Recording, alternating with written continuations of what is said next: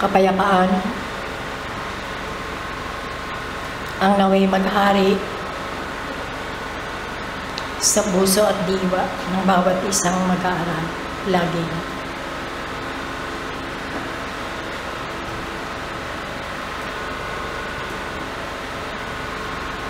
Kapayapaan ang laging bungad o ang inisyal na salita na idinadantay o idinabati sa alinmang samahang pananampalataya ng mga naatasang dito ay maghahayag ng mga salita ng manlilikha. Isang salitang walang sukatan at hindi makukuha at maunawaan ang bigat ng salitang ito hanggang ang bawat isang nakaririnig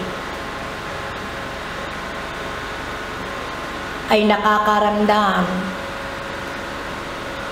ng iba't ibang uri ng alitigtiging hindi naaayon sa kapayapaan ng damdamin. Lalo pa ang nakikinig ay nararamdaman ng kirot ng laman. Mga katanungang bumabagabag sa pang-araw-araw na pangangailangan sa buhay. Mga pagtitiis na hindi malirip at mabigyan ng katarungan kung bakit ito ay nagaganap. Mga damdaming mapagkunwari sa katotohanang hinihingi sa lipo ng taong kanyang ginagalawan. Wika nga ay mapagsamantala sa pagtitiwala na ibinibigay ng kanyang kapwa.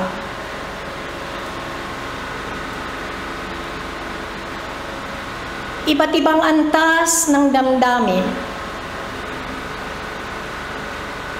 na siyang humahapit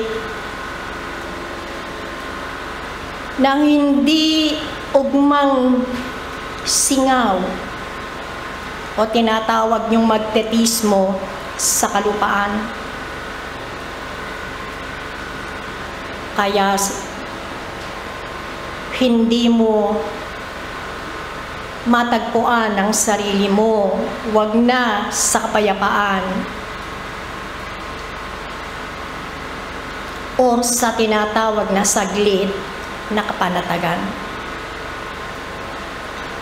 Yan ang kalagayan ng maraming mga mag-aaral na sa kabila ng katotohanang nababatid na nila kung paano ito ay matatamo, na siya ay maging isang manggagawa na ayon sa kanyang kakayahan na batay sa pagsunod sa utos ng Diyos. Hindi naman humihingi ang ating Ama ng paggawa na hindi mo nauunawaan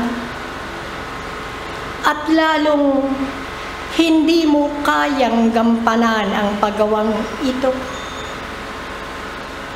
Ngunit sadyang ang tao ay naghahangad ng labis sa kanyang kakayahan kung bakit nauunsyami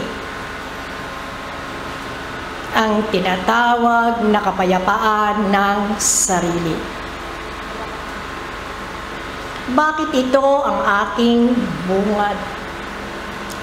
Na sa pagkakataong ito kung bakit nagaganap ang gawain ay ang pagdulog sa hapag ng ating Ama.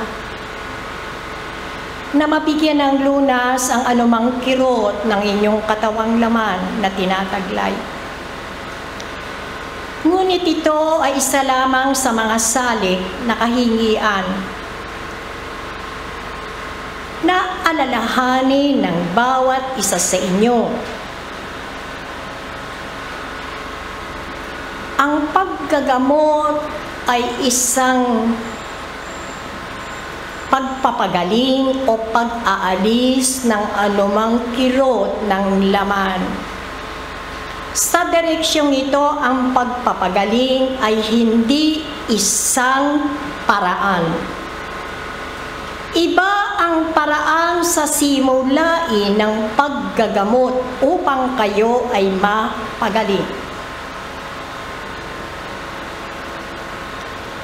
Sapagkat dito, sa paaralang ito, ang pagpapagaling ay isang simulain.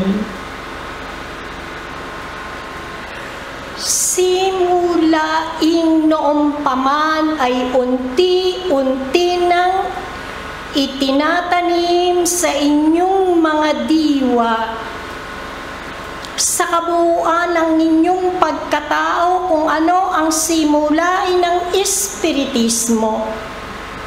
Hindi lamang ito nababatay sa laman, kundi sa kabuuan ng pagkilala kung sino ka at sino ang manlilikha. Kung ang pagpapagaling ng isang karamdaman ay isang simulain at hindi isang paraan, ito ay tumutukoy upang ang isang nawala na o nagkaroon na ng abnormalidad sa kanyang personalidad ay unti-unti niyang hanapin at makilala ang kapangyarihan ng Ama, na siya ay muling lalapit at kikilalanin ang kanyang kapangyarihan at pag-ibig. Hihikayatin niya ang kanyang kabuuan upang malapit na muli sa Panginoon, sapagkat sa isang kisap mata siya ay nakalimot. At ito ang simulain. Kaya mga humihingi ng kadluan ng pagpapala ng ating Ama sa kirot na inyong nararamdaman sa laman, ito ay hindi isang pamamaraan.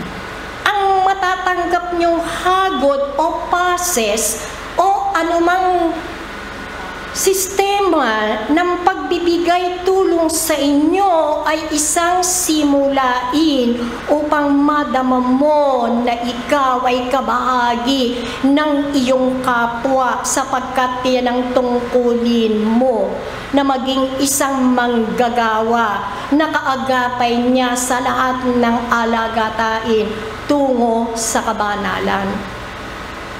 Kaya yan ang inyong dapat na mabigyan ng liwanag at diin sa inyong sarili. Sapagkat ang karamdaman mula noong pang-unang panahon o noong matandang panahon sa simula ay hindi mawatasan kung saan at paano nagmula ang karamdaman o ang sinasabing sakit ng laman. Na kumilos ang tao sapagkat ito ang kanyang pinakamahigpit na katunggali ang karamdamang hindi malaman kung ano ang pinagmulan. Sapagkat ligid sa kanyang kaalaman, ang kirot ng laman ay hindi lamang panlabas, kundi lalong higit ay ang pangloob o ito ang tinatawag na dihayag, ang Espiritu. Nakuha ng tao na gapiin ang maraming panganib sa kanyang kapaligiran. Ang mababangis na hayop na kaya niyang ipagtanggol ang sarili. Nakuha din niyang gapain at yugma ang kanyang sarili sa init at lamig.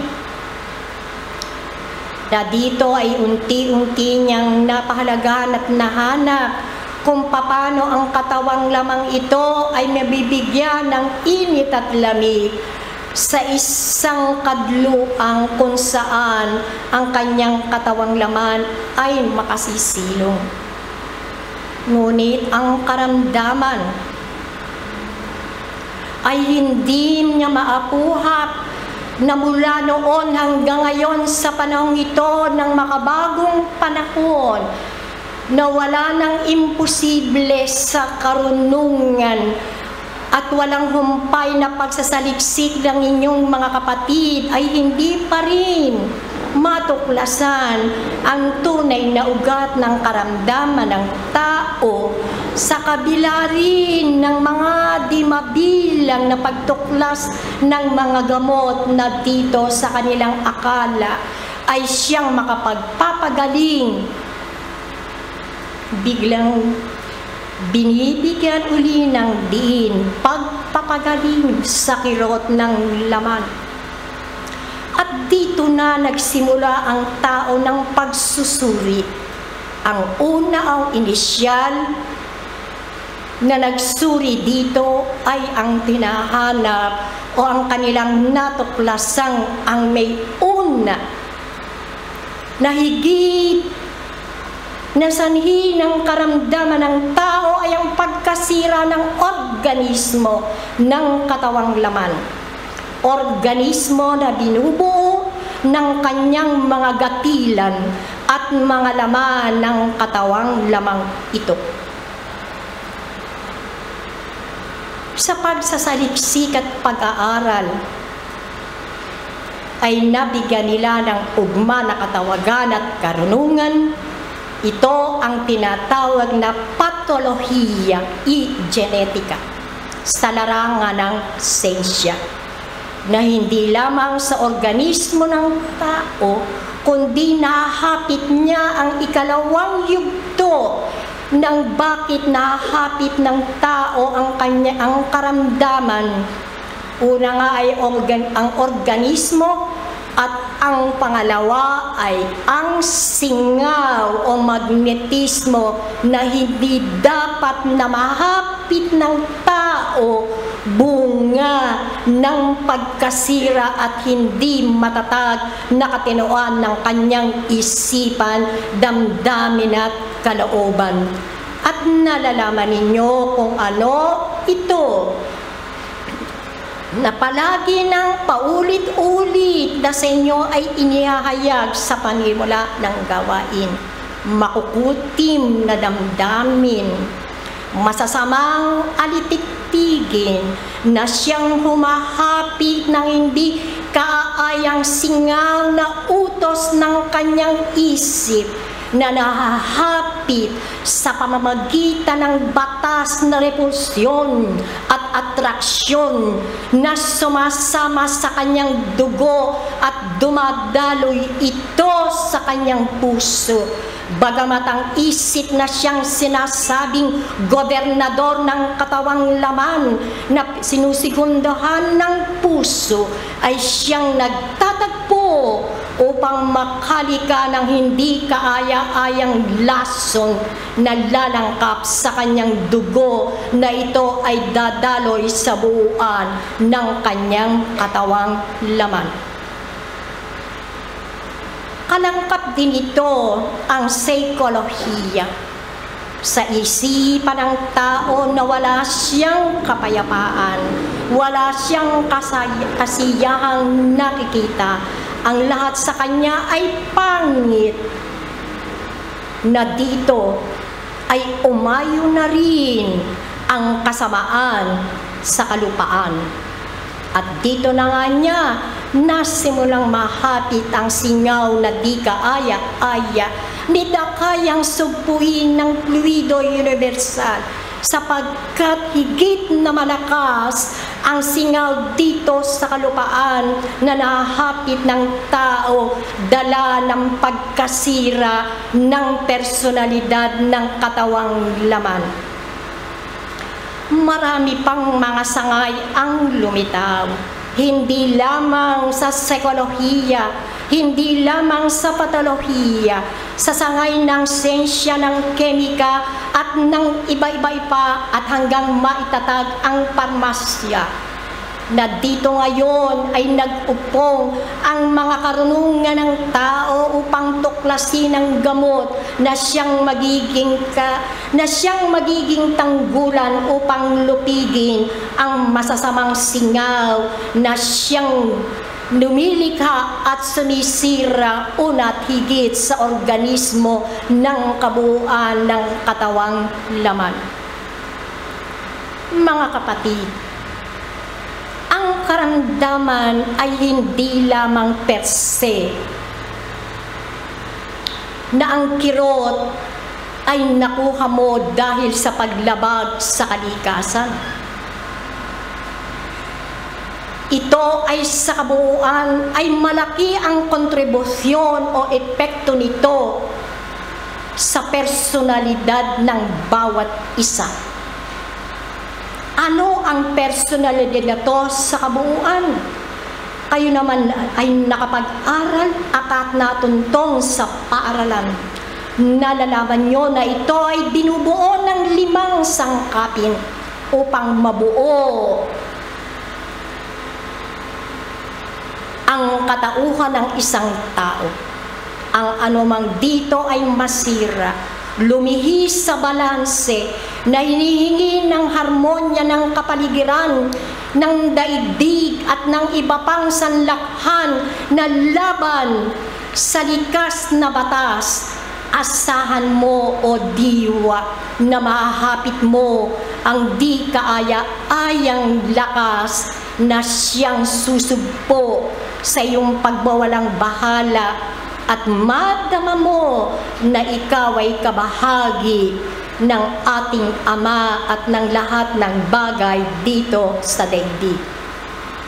Ang iba't ibang sangay ng siyensya na siyang may kaugnayan sa pagpapagaling, muling binibigyan ng diin. Iba ang pagpapagamot, iba ang pagpapagaling ng karamdaman, sapagkat ito ay nagtatagpo.